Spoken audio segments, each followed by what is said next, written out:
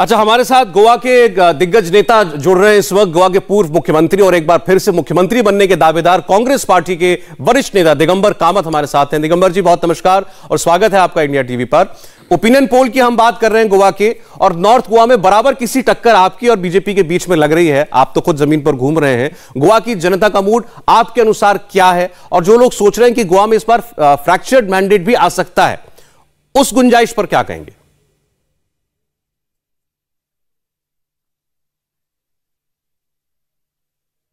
हम गोवा की अलग अलग भागों में घूम रहे हैं, प्रचार कर रहे हैं। गोवा की जनता का एक ही निर्धार है, अब की बार कांग्रेस सरकार, इस बार बीजेपी सरकार को वापस नहीं लाने का निर्धार गोवा की प्रजा ने किया है, जो आज उनकी आवाज़ से हमको मालूम पड़ता है। और मुझे पूरा विश्वास है कि इस बार गोवा में कांग्रेस की सरकार गोवा की प्रजा प्रस्थापित करके रहेगी। लेकिन कोई बुनियाद, इसके ये बेसिस क्या है? इसकी बुनियाद क्या है कि आप इतने कॉन्फिडेंट हैं कि कांग्रेस पार्टी इस बार आएगी ही आएगी?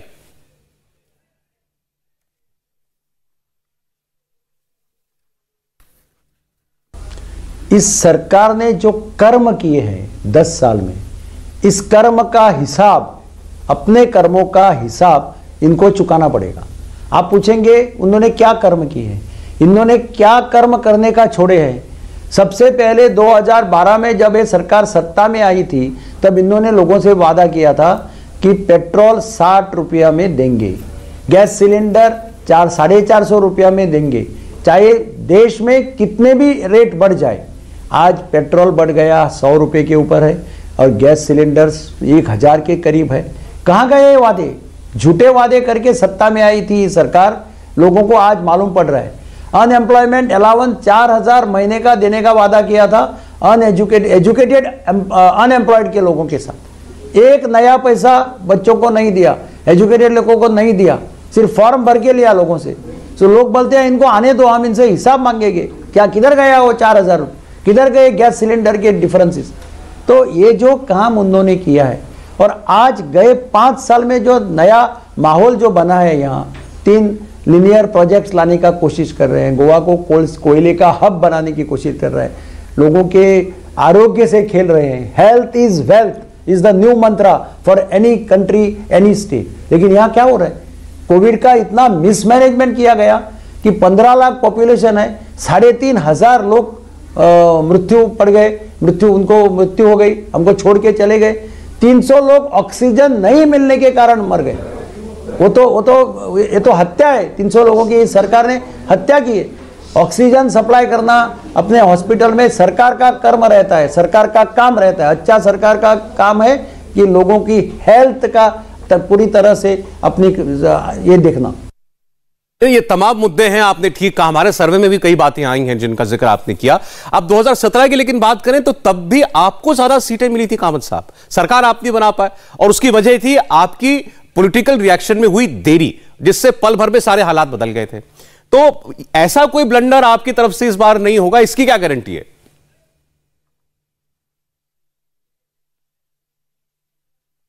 – 2017 में जब हम जीत गए थे, लोगों को, गोवा की प्रजा को उस टाइम पे भी मालूम पड़ा था कि बीजेपी सरकार को नहीं लाने का है, इसलिए उन्होंने मैंडेट कांग्रेस की पक्ष में दिया था।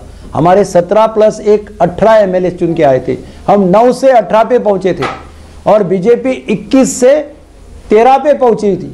सरकार फॉर्म करना हमारा मूलभूत हक था, क्योंकि मेजॉरिटी हमारे साथ थी। तब यानी 5 साल पहले लोगों को मालूम पड़ा था कि बीजेपी गोवा के लिए सही पार्टी नहीं है, लेकिन हमारी लीडरशिप से उस टाइम पे थोड़ी देरी हो गई फॉर्म करने में। उसका फायदा बीजेपी के लोगों ने उठाया, क्योंकि उनकी सत्ता सेंटर में है। लेकिन इस बार हमारे वरिष्ठ नेता पी चिदम्बरम जी ने कहा है, उन्होंने तो कहा कि हम माफ़ी मांगते हैं, आपसे क्षमा मांगते हैं। लास्ट टाइम हमने जो डिले की उसके कारण हमको सरकार मिल नहीं सका, लेकिन इस बार हम वादा करते हैं ऐसी कुछ भी गलती, डिले हम नहीं करेंगे, और हम देखेंगे कि हमको क्लियर बहुमत मिलेगा और हम सरकार फॉर्म करेंगे। कामत साहब, लेकिन आप आश्वासन दे भी तो भी कांग्रेस को वोट देने वाले जो मतदाता हैं उनके मन में तो ये खदशा हमेशा बना रहेगा ना कि जीतने के बाद उनका विधायक कहीं पाला ना बदल ले। इस बार इसे रोकने के लिए क्या करेंगे आप? उस टाइम पे भी सरकार विधायक हमारे छोड़ के पहले नहीं गए थे, हमारे विधायक छोड़ के बाद में चले गए, लेकिन उसमें भी आज एक अच्छा माहौल निकल गया है। जो छोड़ के गए थे 10 लोग, उनमें से एक को भी हमने आज टिकट नहीं दिया है, पार्टी में सम्मिलित नहीं किया गया। एक क्लियर पॉलिसी ले ली पक्ष ने। पहली बार मेरे ख्याल से गोवा के इतिहास में कांग्रेस ने ऐसा कदम उठाया है कि जो डिफेक्ट करके गया उसको पार्टी में वापस एंट्री बंद की गई। आज काफी लोग पीछे पड़े थे पार्टी के, हमको टिकट दो, हम वापस आना चाहते हैं। पार्टी ने कहा नहीं, 10 लोगों को हम एडमिट नहीं करेंगे, यानी नहीं करेंगे। हमने नए फेसेस आज लोगों के सामने रखे हैं, जो लोगों की डिमांड थी। 40 में से कम 30 हमारे कैंडिडेट है, वो हमारे न्यू फेसेस है। और लोगों में एक अच्छी ये है कि आपने न्यू फेसेस दिए, हम इस बार आपको ही मदद करेंगे। ये ठीक है कि बीजेपी को 10 साल हो गए सरकार में, लेकिन उनका प्रचार बहुत जोरदार चल रहा है। देवेंद्र फडणवीस वो गोवा में डटे हुए हैं, गृहमंत्री अमित शाह गोवा में प्रचार कर रहे हैं आज भी। तो गोवा जीतने के लिए आपका मंत्र क्या है? हमारे जीत का मंत्र है गोवा का राज गोवा के लोगों के हाथ में। कोंकणी में कहते हैं क्या है तो गोइंचो राज गोइंचो कारबार गोयकाराच्या हातात, मुझे गोवा के हाथ में, गोवा के लोगों के हाथ में गोवा की सरकार, ये हमारा मूल मंत्र है। और हम चाहते हैं कि हम प्रजा का आवाज़ सुने। कांग्रेस पार्टी ने हमेशा प्रजा का आवाज़ सुना था। मैं जब मुख्यमंत्री था 7 और 12 के बीच 5 साल में मुख्यमंत्री था, आज भी लोग याद करते हैं, कहते हैं आपका कार्यकाल एक प्रॉस्पेरिटी का कार्यकाल था। गरीब लोगों के हाथ में पैसा आया, गरीब लोग सुखी हो गए। और बीजेपी का 10 साल का कार्यकाल एक पॉवर्टी का कार्यकाल रहा, पीरियड ऑफ पॉवर्टी। यहाँ लोग गरीब हो गए, गरीब लोगों के हाथ में पैसा नहीं है। आज रिक्शा वाले, टैक्सी वाले, मोटरसाइकिल पायलट, चने बेचने वाले, फूल बेचने वाले लोग रोते हैं। माइनिंग बंद किया, पर्रिकर ने तो माइनिंग बंद कर दिया गया। आज माइनिंग के डिपेंडेंट वाले वो भी रोते हैं, वो भी रास्ते पे है। ट्रक वाले रास्ते पे है, बार्ज वाले रास्ते पे है, रेस्टोरेंट वाले रास्ते पे है, सब रास्ते पे है। इस सरकार ने तो सबको रास्ते पे लाया। टैक्सी वाले रास्ते पे है। आज टैक्सी वाले को पूछो, 12,000 का मीटर बनाने का कंपलसरी किया उन्होंने।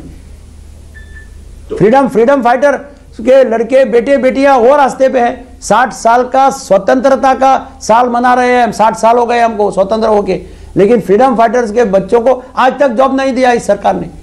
तो इसका लोगों का क्या कहना है?